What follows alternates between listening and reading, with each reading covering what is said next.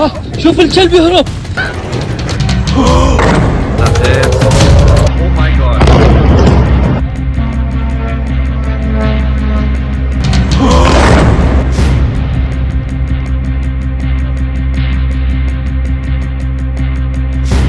അൽ ജുഫൈറിലുള്ള US സൈനിക ക്യാമ്പിലാണ് ഇപ്പോൾ പൊട്ടുന്നത്. ഈ കാണുന്ന പുക നിങ്ങൾ കാണുന്നുണ്ടാവും. കേൾക്കാം. ഇതാണ് നേരത്തെ പറഞ്ഞ് നമ്മൾ അപകട സൈറൻ മുഴങ്ങുകയാണ് ബഹ്റൈനിൽ. ഈ സംഭവം നടക്കുമ്പോൾ ജയ്ഹിന്ദ് ടിവിയും ഞങ്ങൾ ഇതിനടുത്ത തന്നെയുള്ള ബിൽഡിങ്ങിൽ ഉണ്ടായിരുന്നു.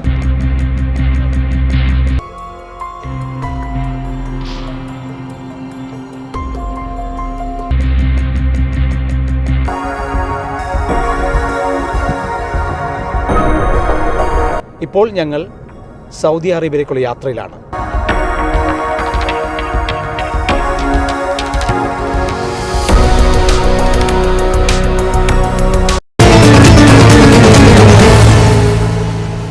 ഗൾഫ് ഉൾപ്പെടെയുള്ള മിഡിൽ ഈസ്റ്റ് മേഖല വലിയ സംഘർഷത്തിലൂടെ കടന്നുപോവുകയാണ്. അമേരിക്കയും ഇസ്രായേലും ചേർന്നുകൊണ്ട് ഇറാനെ ആദ്യമായി ആക്രമിച്ചതോടെയാണ് സംഭവങ്ങളുടെ തുടക്കം. ഇതോടെ ഇറാൻ ഗൾഫ് നാടുകളിലെ US സൈനിക ക്യാമ്പുകൾ കേന്ദ്രീകരിച്ചുകൊണ്ട് ആക്രമണം തുടരുകയാണ്. ഇതും സംഘർഷം ആളിക്കത്താൻ കാരണമായി. 2026 ഫെബ്രുവരി 28 ആദ്യമായി ബഹ്റൈനിലാണ് ആക്രമണം നടന്നത്. ബഹ്റൈനിലെ ജുഫൈറിലുള്ള US സൈനിക ക്യാമ്പിലേക്കായിരുന്നു ഈ ആക്രമണം.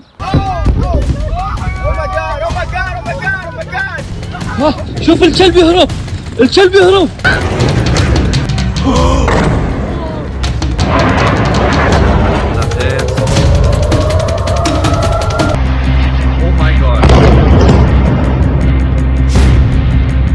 ഈ ആക്രമണം നടക്കുമ്പോൾ ജയ്ഹിന്ദ് ടിവിയുടെ മിഡിൽ ഈസ്റ്റ് വാർത്താ സംഘം ബഹ്റൈനിലായിരുന്നു. ബഹ്റൈനിലെ OICC എന്ന കൂട്ടായ്മയുടെ നാഷണൽ കമ്മിറ്റി ഒരുക്കിയ ഗ്രാൻഡ് ഇഫ്താർ കവർ ചെയ്യാൻ വേണ്ടിയിട്ടാണ് ഞാനും ക്യാമറമാനും ബഹ്റൈനിലെത്തിയത്. ബഹ്റൈൻ ജുഫൈറിലാണ് ഞങ്ങൾ താമസിച്ചിരുന്നത്. ഹോട്ടലിന് സമീപത്താണ് US സൈനിക ക്യാമ്പും ഉണ്ടായിരുന്നത്. ഞങ്ങൾ ഒരു അഭിമുഖം നടത്തിക്കൊണ്ടിരിക്കുമ്പോഴായിരുന്നു പെട്ടെന്നുള്ള ആക്രമണവും സ്ഫോടനവും ഉണ്ടാകുന്നത്.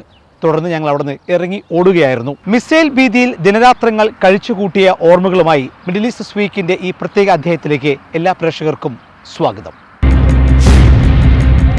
അൽ ജുഫൈറിലുള്ള US സൈനിക ക്യാമ്പിലാണ് ഇപ്പോൾ പൊട്ടുന്നത്. ഈ കാണുന്ന പുക നിങ്ങൾ കാണുന്നുണ്ടാവും. സൈനിക ക്യാമ്പിലേക്കുള്ള നേരിട്ട് അറ്റാക്ക് വന്നിരിക്കുകയാണ്.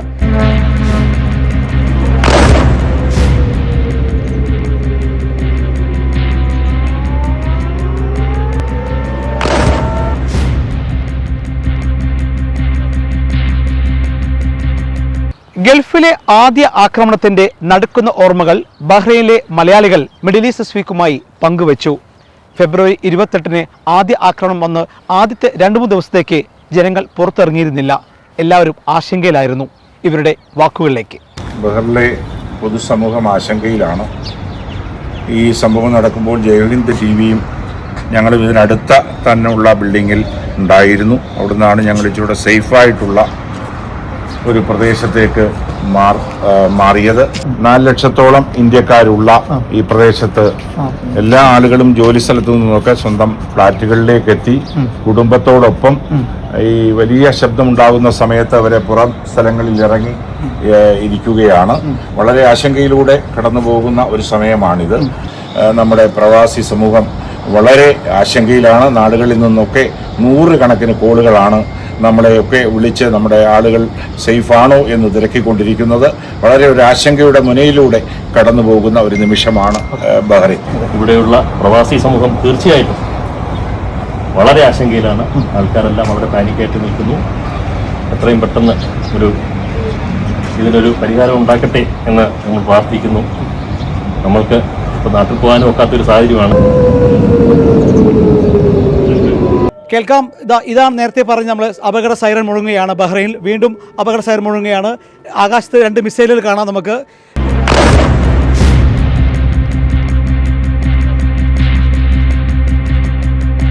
ബഹ്റൈനിൽ കഴിഞ്ഞ ഒരു ശനിയാഴ്ച മുതലാണ് ചെറിയ സംഘർഷങ്ങൾ തുടങ്ങിയത്.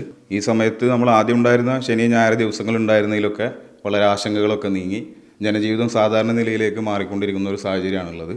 ഇപ്പോൾ ഞായറാഴ്ച മുതൽ സ്കൂളുകൾക്കൊക്കെ അവധിയാണ്.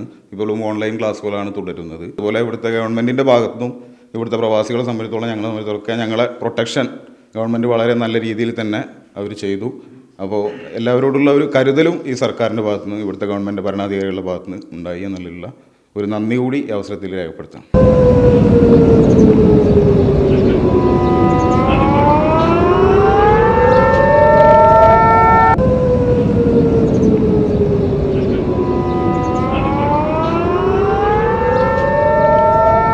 നമുക്ക് അലാറങ്ങളും അതുപോലുള്ള പല മെസ്സേജുകളൊക്കെ ഇവിടുത്തെ ഗവൺമെൻറ് അപ്പോൾ നമുക്ക് ഇപ്പോഴും അലാം അടിച്ചുകൊണ്ടിരിക്കുകയാണ് അല്ലേ? ഇപ്പോഴും അലാം അടിച്ചുകൊണ്ടിരിക്കുകയാണ്. അതെ, കാരണം നമുക്ക് അപ്പോൾ ഉള്ള മെസ്സേജുകൾ ഇവിടുത്തെ ഗവൺമെൻറ് നമുക്ക് തരുന്നുണ്ട്.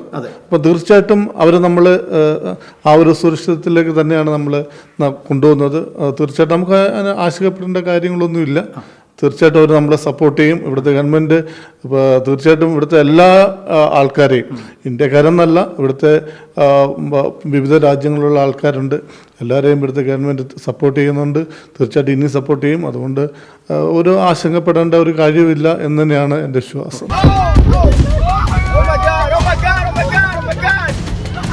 شوف الكلب يهرب، الكلب يهرب. امريكي امريكي امريكي.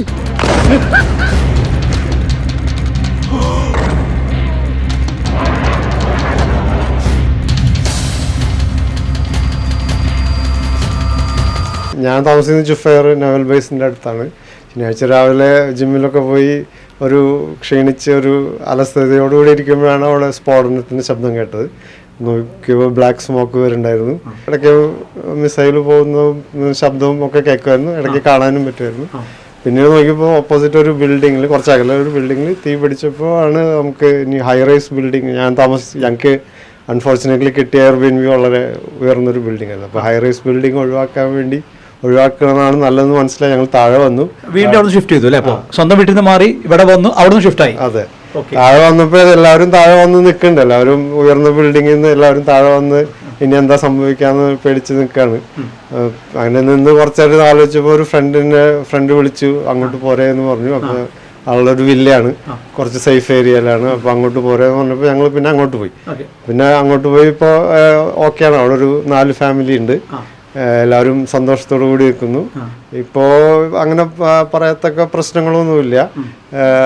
ഇടയ്ക്കിടയ്ക്ക് ശബ്ദം കേൾക്കാം, ചിലപ്പോൾ ശബ്ദം കേൾക്കാം. വാണിംഗ് എപ്പോഴും ഉണ്ട്, ഗവൺമെൻറ് വാണിംഗ് ഉണ്ട്. എന്തെങ്കിലും ശബ്ദം വരുന്നതിന് മുമ്പേ തന്നെ നമുക്ക് മൊബൈലിൽ മെസ്സേജ് വരും, ഹസാർഡാണ്, ആരും പുറത്തിറങ്ങരുത്, എല്ലാവരും സേഫായ സ്ഥലത്തിരിക്കണം. അപ്പോൾ അങ്ങനെ അത് ഫോളോ ചെയ്ത് കഴിഞ്ഞാൽ പ്രശ്നമൊന്നുമില്ല. മുമ്പത്തേക്കാളും പ്രശ്നം കുറഞ്ഞു വരാണ്. ഇപ്പോൾ റോട്ടിലൊക്കെ വണ്ടികൾ കൂടി തുടങ്ങി, ആൾക്കാർ സാധാരണ നിലയിലേക്ക് പോയിക്കൊണ്ടിരിക്കുക. എൻ്റെ കുട്ടികൾ ആദ്യം ഒന്ന് പേടിച്ചു, പ്രത്യേകിച്ച് ഈ സൈറൻ്റെ ശബ്ദവും പിന്നെ മൊബൈലിലെ അലർട്ടും ഒക്കെ കേൾക്കുമ്പോൾ. എൻ്റെ രണ്ടാമത്തെ കുട്ടിയൊന്ന് ആകെ കരഞ്ഞു തുടങ്ങി. അങ്ങനെയാണ് ഞങ്ങൾ പോയി. ഇപ്പോൾ ഈ വീട്ടിൽ ചെന്നപ്പോൾ അവിടെ വേറെയും പിള്ളേരെ കണ്ട് എല്ലാവരും പിള്ളേർ ചേർന്ന് കളിച്ചപ്പോൾ അവരിപ്പോൾ അതൊക്കെ മറന്നു. അപ്പോൾ പുറത്ത് പോകാൻ അവസരം കിട്ടി കഴിഞ്ഞാൽ പുറത്ത് പോകും. അപ്പോൾ സൈറൻ വരാണ് അല്ലെങ്കിൽ മെസ്സേജ് വരികയാണെങ്കിൽ നമ്മൾ അവരെ തിരിച്ച് കയറ്റി സേഫ്റ്റിയിലേക്ക്. ബഹ്റൈനിലെ ഏറ്റവും വലിയ ഇന്ത്യൻ കൂട്ടായ്മയായ ബഹ്റൈൻ കേരളീയ സമാജവും ഈ ദിവസങ്ങളിൽ പ്രത്യേക ക്യാമ്പ് ഒരുക്കി. ജയ്ഹിന്ദ് ടിവിയുടെ വാർത്താ സംഘം ക്യാമ്പിൽ നേരിട്ടെത്തി വാർത്തകൾ ശേഖരിച്ചു.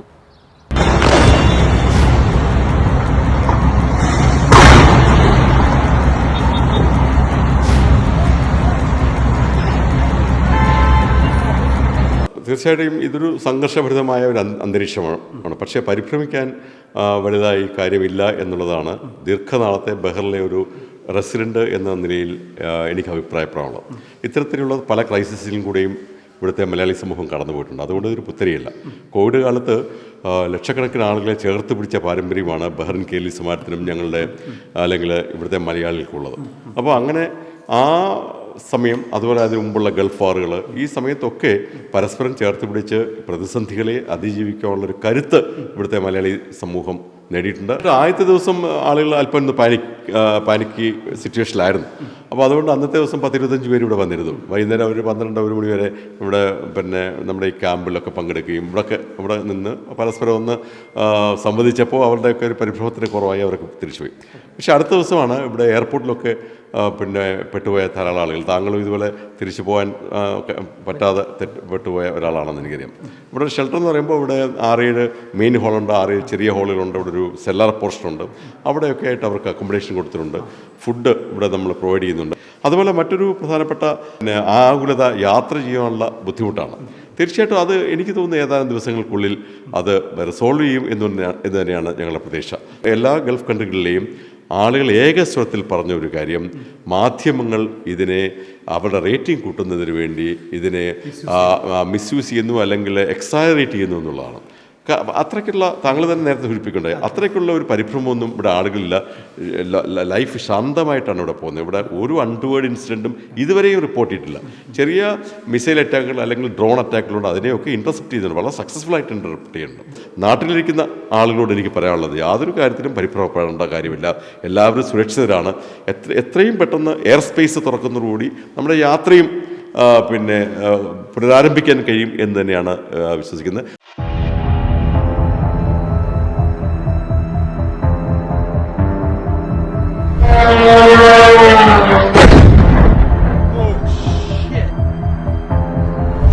Oh my God! അപ്പോൾ ഇപ്പോഴത്തെ ഒരു സിറ്റുവേഷൻ എന്ന് പറഞ്ഞു കഴിഞ്ഞാൽ ആരും പാനിക്കാവേണ്ട കാര്യമില്ല. ഇതൊരു കോൺഫ്ലിക്റ്റ് ഇവിടെയുണ്ട്. നമ്മളൊരു 2-3 യുദ്ധം നേരിൽ കണ്ടവരാണ്. ഗൾഫ് വാറ്, അതുപോലെ തന്നെ ഇറാൻ ഇറാഖ് വാറ്, പിന്നെ കൂടാതെ ഈ ഏരിയയിൽ മിക്കവാറും സംഘർഷാവസ്ഥ എപ്പോഴും ഒക്കെ ഉണ്ട്. അപ്പോൾ ഇതൊക്കെ തരണം ചെയ്തിട്ടുള്ള ആളുകളാണ്. We will overcome. ഇപ്പോഴത്തെ ഒരു സിറ്റുവേഷൻ എങ്ങനെയാണെന്ന് പറഞ്ഞു കഴിഞ്ഞാൽ ഇൻ്റർമിറ്റൻ്റായിട്ട് ചില ഈ മിസൈലോ അല്ലെങ്കിൽ ഡ്രോണോ ഒക്കെ വരുമ്പോൾ ആളുകൾ അതിനെ ഇൻ്റർസെപ്റ്റ് ചെയ്യുന്നതാണ് കൂടുതലും. പക്ഷേ അതിൻ്റെ ശബ്ദവും ഒക്കെ ആയിട്ട് ആളുകൾക്കൊരു ചെറിയ ഭയമുണ്ട്. പിന്നെ തന്നെയല്ല, ഇത് എവിടെയെങ്കിലും വെച്ച് സംഭവിച്ചാൽ ഇതിൻ്റെ എന്തെങ്കിലും ഡെബ്രീസ് വീണാൽ ആളുകൾക്ക് അപകടം സംഭവിക്കാം. അപ്പോൾ so we are advising people not to venture out. At least നിങ്ങൾക്ക് അപ്പോൾ ഈ സിറ്റുവേഷൻ ഇപ്പോൾ വേറൊരു അലാം വരുന്ന ഇന്റർവ്യൂ എടുത്തുകൊണ്ടിരിക്കുമ്പോൾ അലാം അടിക്കുന്നുണ്ട് അല്ലേ? അത് പക്ഷേ ഇറ്റ്സ് ഓൾ ക്ലിയർ മെസ്സേജാണ്. ഓൾ ക്ലിയർ മെസ്സേജാണ്. അപ്പോൾ ഇതെല്ലാം നമ്മൾ ഇങ്ങനെ കാണുക. അതിൻ്റെ ഒപ്പം തന്നെ ഇപ്പോൾ കുറച്ച് പേര് സ്ട്രാൻഡഡായി. കാരണം പെട്ടെന്ന് ഞങ്ങൾ ഉൾപ്പെടെ അതെ. അപ്പോൾ ഈ നമ്മളെല്ലാം ബഹ്റൈനിൽ വരണമെങ്കിൽ എയർ ട്രാവലാണ് ഏറ്റവും കൂടുതൽ നമുക്ക് ആശ്രയിക്കാവുന്നത്. ആദ്യ ദിവസങ്ങളിലെ ആശങ്കകളെല്ലാം കുറഞ്ഞതോടെ ബഹ്റൈനിലെ മലയാളികൾ പതുക്കെ പുറത്തേക്ക് ഇറങ്ങിത്തുടങ്ങി. റംസാൻ മാസമായതിനാൽ റംസാനിലെ നോമ്പ് തുറന്നാണ് ഇവർ പുറത്തേക്ക് ഇറങ്ങി തുടങ്ങിയത്. ഈ കാഴ്ചകളും ഞങ്ങൾ ഒപ്പിയെടുത്തു.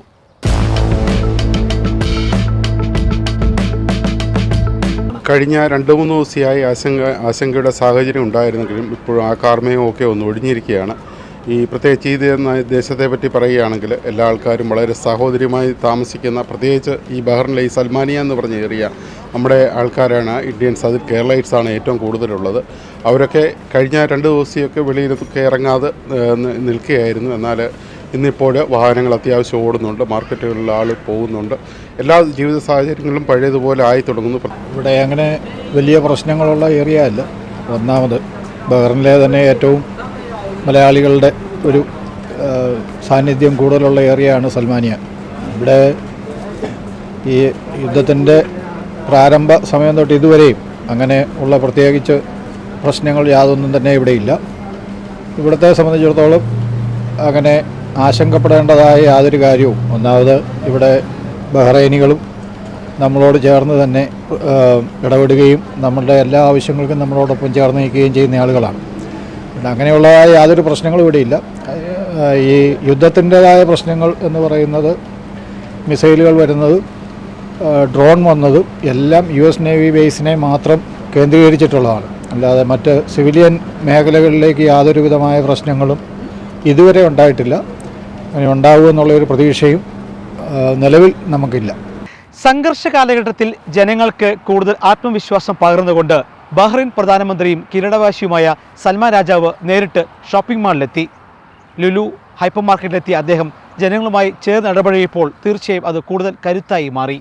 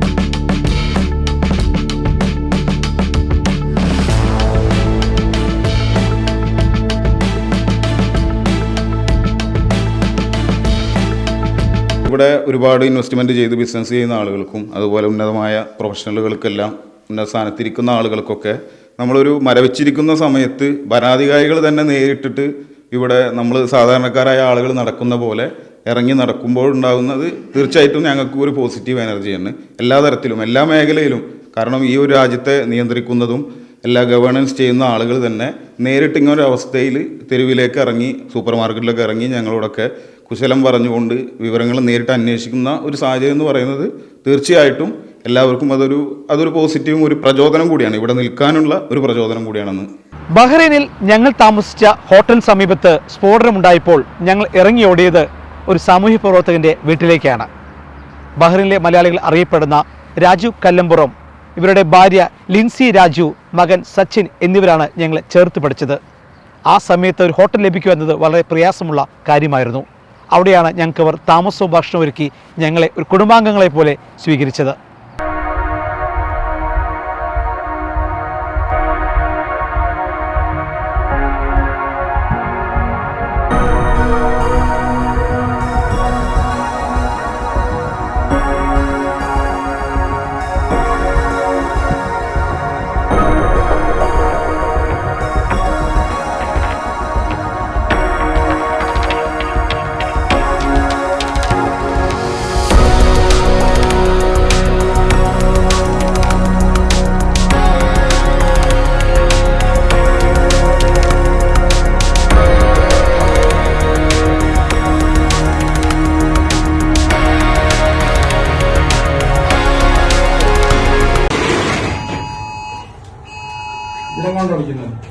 ഭക്ഷണം കഴിക്കുമ്പോൾ പോലും ശബ്ദം അടിക്കുന്നുണ്ട് അല്ലേ?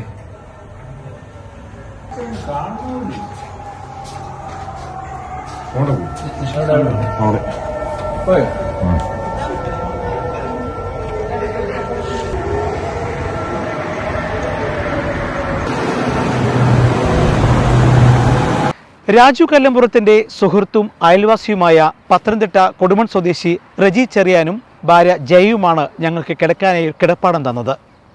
ഈ ബന്ധവും ഈ വാക്കുകളും ഇവിടുത്തെ അനുഭവങ്ങളും ഞങ്ങൾക്ക് മറക്കാൻ സാധിക്കില്ല.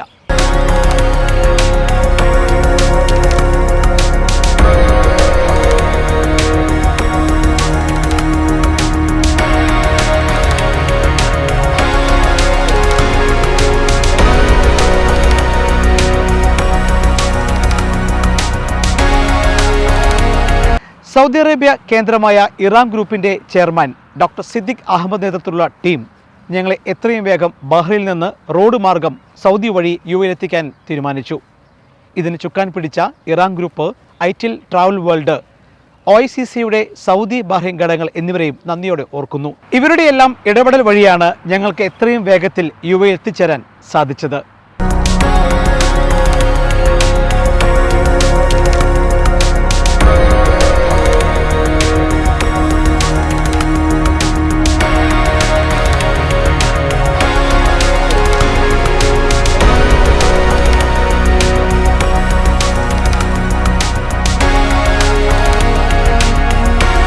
മിസൈലുകളും ഡ്രോണുകളും നിറഞ്ഞ സംഘർഷ ഭൂമിയിലൂടെ 900 കിലോമീറ്ററും 15 മണിക്കൂറും തുടർച്ചയായി റോഡ് മാർഗം യാത്ര ചെയ്താണ് ഞാനും ക്യാമറമാനും ദുബായിലെത്തിയത്. ബഹ്റൈൻ സ്വദേശിയായ അലിയായിരുന്നു ഞങ്ങളുടെ വാഹനത്തിൻ്റെ സാരഥി. റംസാൻ മാസമായതിനാൽ അലിക്കായി ഞങ്ങൾ വാഹനത്തിൽ നോമ്പുതുറയും ഒരുക്കിയിരുന്നു. ഇപ്പോൾ ഞങ്ങൾ സൗദി അറേബ്യയിലേക്കുള്ള യാത്രയിലാണ്.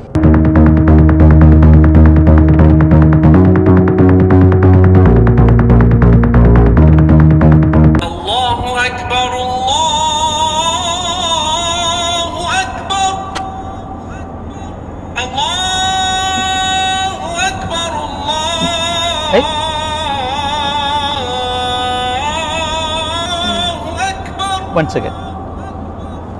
Thank you. أشهد أن لا إله إلا الله. സൗദിയിൽ നിന്ന് യുഎയിലേക്കുള്ള ഞങ്ങളുടെ യാത്രയിൽ ഇപ്പോൾ ബാങ്ക് വിളിച്ചിരിക്കുകയാണ്. ഞങ്ങളുടെ സാരഥി അലിക്ക് ഫാസ്റ്റിംഗ് ബ്രേക്കിന് സമയമാണ്. അപ്പോൾ ആ സമയത്ത് കൂടി ഞങ്ങൾ വണ്ടി നിർത്തുന്നില്ല. ഞങ്ങൾ നേരെ ഓൺ ദ വേ ആണ്. road for Qatar or Emirat.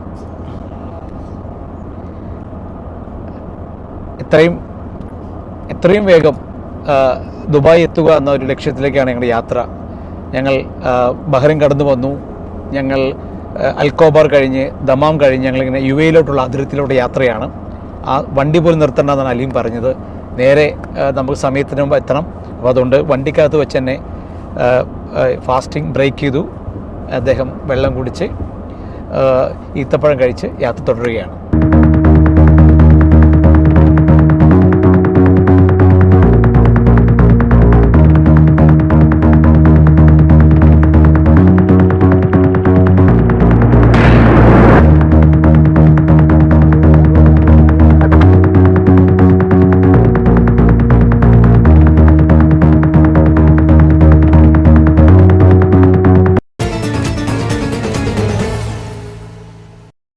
ബഹ്റൈനിലേക്കുള്ള ഇറാന്റെ ആക്രമണം വൈകാതെ മറ്റു ഗൾഫ് രാജ്യങ്ങളിലേക്കും വ്യാപിച്ചു.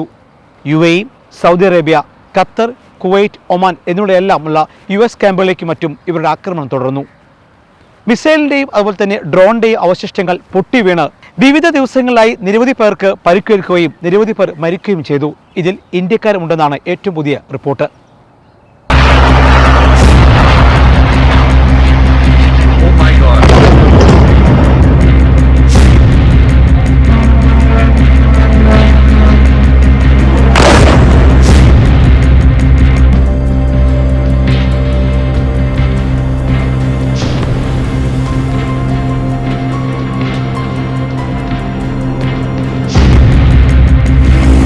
ഇതിനിടെ ആശുപത്രിയിൽ പരിക്കേറ്റ് ചികിത്സയിൽ കഴിയുന്നവരെ UAE president Sheikh Mohammed bin Zayed Al Nahyan നേരിട്ടെത്തി ആശ്വസിപ്പിച്ചു. വിദേശികളെയും സ്വദേശികളെയും ഒരുപോലെ ചേർത്ത് പിടിച്ചായിരുന്നു ഈ രംഗങ്ങൾ. ഈ കാഴ്ചകളിലേക്ക്.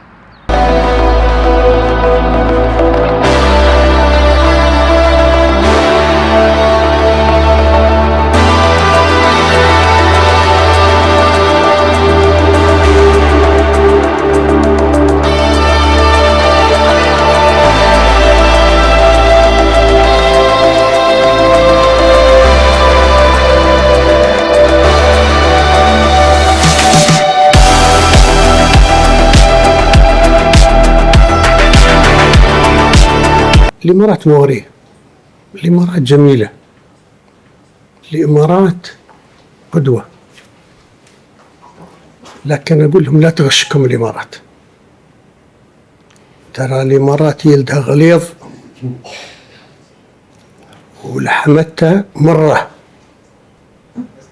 نحن ما ننكل وبنقوم بواجبنا تجاه بلادنا وأهلنا ومقيمين في عندنا أهلنا الثانيين. الله يحفظ الإمارات ويحفظ أهلها ويحفظ اللي فيها بالعز والأمان، وأوعد الجميع ترانا بنظر أقوى. لا شك. ഗൾഫ് മേഖലയിലേക്ക് ഇറാൻ ഉയർത്തിയ വെല്ലുവിളികൾ ഒരു തരത്തിലും ബാധിച്ചിട്ടില്ലെന്ന് വ്യാപാര വാണിജ്യ മേഖലയിലെ പ്രമുഖർ വിലയിരുത്തുന്നു. ഇവരുടെ വാക്കുകളിലേക്ക്.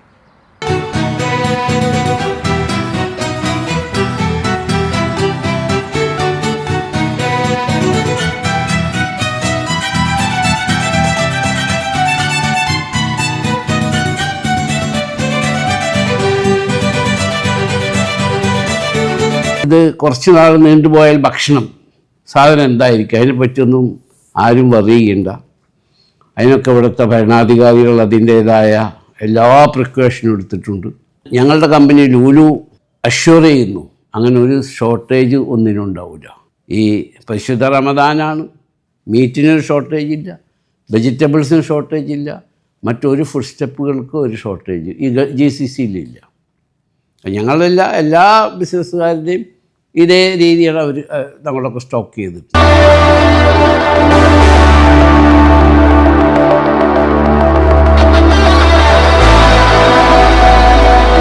ബിസിനസ് ആസ് യൂഷ്വൽ ആണ്. ഇപ്പോൾ ഇറാമിന് നോക്കുകയാണെങ്കിൽ നമുക്ക് എല്ലാ ഭാഗത്തും ഓപ്പറേഷൻസ് ഉണ്ട്. ഓയിൽ ആൻഡ് ഗ്യാസിലുണ്ട്, പെട്രോകെമിക്കൽ ഉണ്ട്, പവർ ഉണ്ട്, ഇൻഫ്രാസ്ട്രക്ചർ ഉണ്ട്. നമ്മുടെ എല്ലാ ഡിവിഷൻസും ആസ് യൂഷ്വൽ വർക്ക് ചെയ്യുന്നുണ്ട്.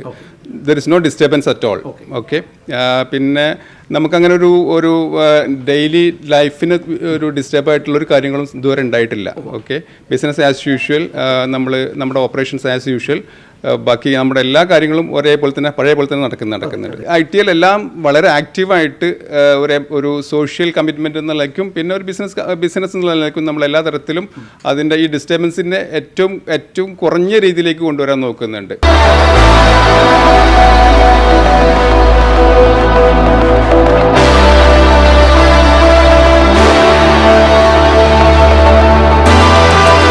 ഒരു CFO എന്ന നിലയിൽ ഞാൻ ഈ ഒരു സാഹചര്യത്തെ നോക്കിക്കാണുന്നത് അത്തരത്തിൽ ഭയപ്പെടേണ്ട ഒരു സാഹചര്യം ഇപ്പോഴില്ല. കാരണം ഈ GCCയും പൊതുവെ സൗദി അറേബ്യയും എല്ലാം വളരെ ശക്തമായ അടിത്തറയുള്ളൊരു എക്കോണമിയുള്ള രാജ്യങ്ങളാണ്. അപ്പോൾ ഇതുപോലുള്ള ചെറിയ ചെറിയ പ്രശ്നങ്ങൾ ഒരിക്കലും ഇത്തരത്തിലുള്ള എക്കോണമിയെ ബാധിക്കില്ല. അതുകൊണ്ട് ബിസിനസ്സുകളെല്ലാം സാധാരണ രീതിയിൽ തന്നെ മുന്നോട്ട് കൊണ്ടുപോകാനുള്ള കരുത്ത് എക്കണോമിക്കുള്ളത് കൊണ്ട് ഈ പ്രശ്നങ്ങൾ അത്തരത്തിൽ ബാധിക്കില്ല എന്നാണ് ഞാൻ മനസ്സിലാക്കുന്നത്. അതോടൊപ്പം നമ്മൾ വ്യക്തമായിട്ടും വളരെ കൃത്യമായും ഇത് മോണിറ്റർ ചെയ്തുകൊണ്ടിരിക്കണം. ഒരു CFO എപ്പോഴും ഒരു B പ്ലാനായിട്ട് വർക്ക് ചെയ്യണം. ലോജിസ്റ്റിക് എന്തായാലും ഇൻട്രപ്റ്റ് ആയിട്ടുണ്ട് കുറച്ച് ഭാഗങ്ങളിൽ. അപ്പോൾ അത് തീർച്ചയായിട്ടും ഒരു താൽക്കാലികമായിട്ടതൊരു വിലക്കയറ്റം ഉണ്ടാക്കും എന്നാണ് ഞാനും മനസ്സിലാക്കുന്നത്. പക്ഷേ അത് ഒരു താൽക്കാലികം മാത്രമാണ്. അത് കഴിഞ്ഞാൽ അത് വീണ്ടും പഴയ രീതിയിലേക്ക് തന്നെ തിരിച്ചു വരും.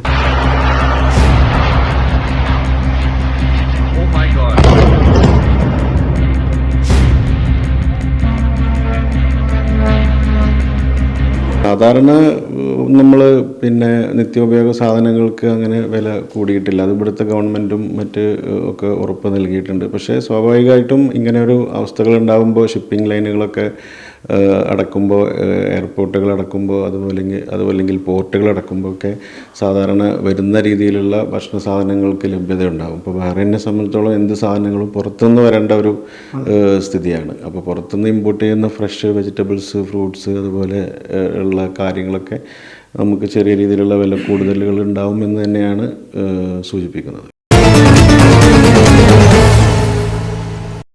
കഴിവുള്ള ഭരണകർത്താക്കൾ, ലോയൽറ്റിയുള്ള വിദേശി സമൂഹം, പരിശീലനം നേടിയ സൈനികർ, എന്തിന് സോവറിൻ ഫണ്ട് ഉൾപ്പെടെ ഏറ്റവും വലിയ സാമ്പത്തിക ഭദ്രതയുള്ള ഗൾഫ് നാടുകൾ ഒരിക്കലും തകർന്നു പോകുമെന്ന് ആരും സ്വപ്നം കാണണ്ട. ഇതെല്ലാം താൽക്കാലിക വെല്ലുവിളികൾ മാത്രമാണ്. നന്ദി, നമസ്കാരം, ജയ് Hind. Middle East This Week, costume courtesy by Alan Soli Shirts.